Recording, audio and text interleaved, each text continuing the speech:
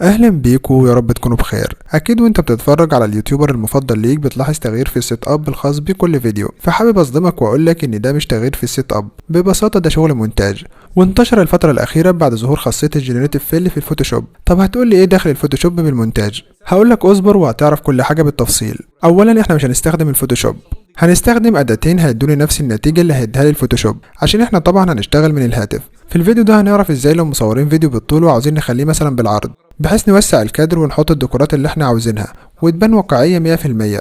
او لو عندك فيديو متصور في مكان معين وحابب تغير في ديكورات المكان ده، هنعرف ده كله بالتفصيل. فده كله هنعرف ازاي نعمله بالمونتاج على كاب كات، وهنعرف كل خطوة بالتفصيل. بس قبل ما نبدأ خلينا نعمل لايك وشير، ويلا بينا نبدأ.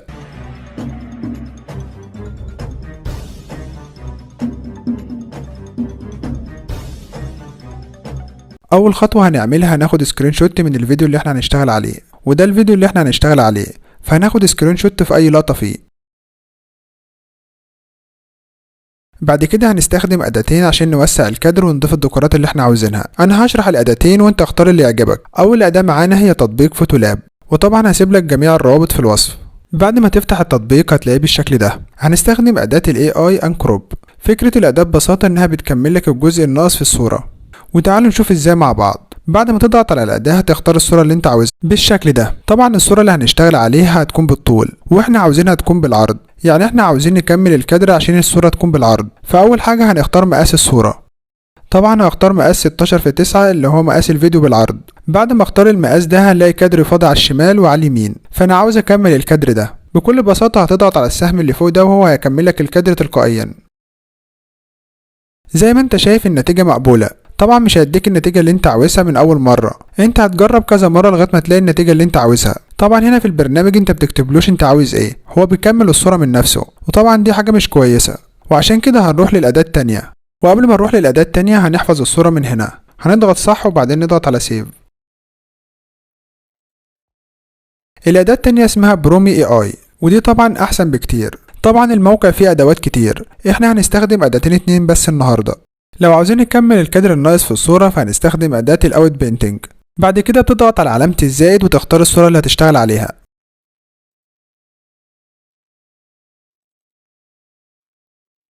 بعد كده هتختار المقاس اللي هو 16 في 9 اللي هو المقاس العرضي. بعد كده أنا عاوز أكمل الفراغات اللي على اليمين واللي على الشمال. والميزة هنا برضو اللي أنت ممكن تكتب له أنت عاوز إيه، فأنا هكتب له مثلا Office with Modern Lighting، اللي هي مكتب بإضاءة عصرية. وطبعا أنت لو ضعيف في الإنجليزي فهتستخدم جوجل ترجمة. بعد ما تكتب اللي أنت عاوزه هتضغط جنريت، وهيديك 3 نتائج بالشكل ده. طبعا النتيجة جميلة جدا. طبعا انا عارف دلوقتي ان في سؤال جه في دماغك، هتقول احنا عاوزين نغير الديكورات في الفيديو واحنا دلوقتي شغالين على صورة، يعني انت كده بتضحك علينا. هقول لك اصبر للاخر وهتعرف كل حاجة. طيب بعد كده احنا محتاجين نحمل الصورة، فهنضغط على الصورة بالشكل ده، وبعدين من السهم ده نضغط سيف، وهتتحمل عندك على الجهاز. بعد كده احنا محتاجين نعدل في ديكورات الغرفة. مثلا لو عندنا الفيديو بالعرض كامل وعاوزين نغير في ديكورات الغرفة، يعني مثلا زي الصورة ديت عاوزين نغير في الديكورات بتاعتها، بكل بساطة هنضغط على ال3 نقط دول. بعد كده هنضغط على ايرث اند ريبليس،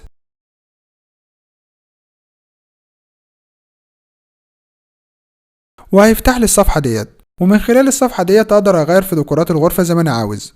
بكل بساطة هتحدد المكان اللي انت عاوز تغير الديكورات بتاعته، وتكتب له انت عاوز ايه. وانا عندي هنا اداتين للتحديد، أداة اسمها كويك سيلكشن وأداة اسمها برش. أداة الكويك سيلكشن هنا زي الفوتوشوب، هنلاقيها مقسمة للصورة لأجزاء بالشكل ده. لو جيت على أي جزء وضغطت عليها هتحدد معاك، فأنا هحدد الحيطة ديت بالشكل ده. وأنا لو ضغطت على الأرض بالشكل ده هيحدد لي الأرض بالشكل الكامل، وأنا عاوز أخد جزء منها بس، فهختار أداة البرش وأحدد الجزء اللي أنا عاوزه بالشكل ده.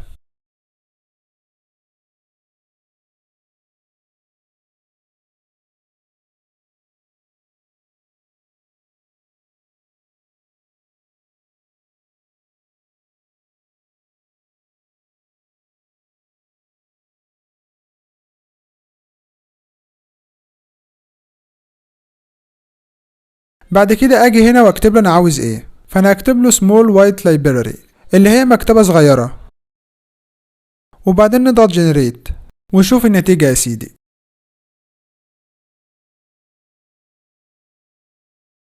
النتيجة خرافية بمعنى الكلمة. هنحفظ الصور ديت بالشكل ده. الخطوة اللي بعد كده محتاجين نعلي الكواليتي بتاعت الصور ديت، وعشان نعلي الكواليتي بتاعت الصور هنستخدم موقع كات اوت برو. بكل بساطة هتفتح الموقع وتضغط هنا وتختار الصورة بتاعتك،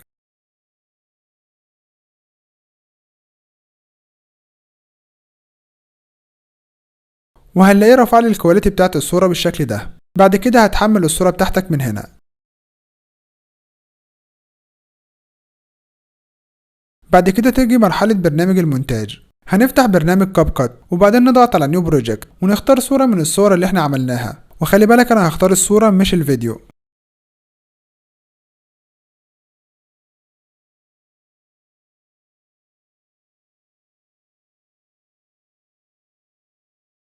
بعد كده هضيف الفيديو اللي انا واخد منه السكرين شوت. هنضغط على اوفرلاي وبعدين نضيف الفيديو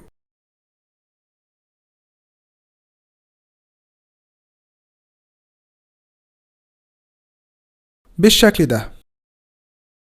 بعد كده محتاج اخلي الفيديو على مقاس الصورة، فهنضغط على بيزك وبعدين سكيل، ونحرك في الشريط ده لحد ما يكون مقاس الفيديو هو نفس مقاس الصورة بالشكل ده.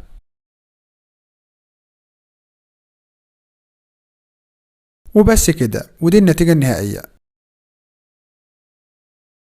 تعرف ان جسم الانسان عنده القدره انه يعمل صابون؟ جسم الانسان مليان غرايب ده كده كده، وعنده القدره انه يعمل مركبات اغرب واغرب، لكن صابون دي جديده شويه. تعال اقول لك تيجي ازاي دي. اكيد ده فيديو يستحق اللايك والشير. ما تنسوش اللايك والاشتراك في القناة، وبس كده، في امان الله.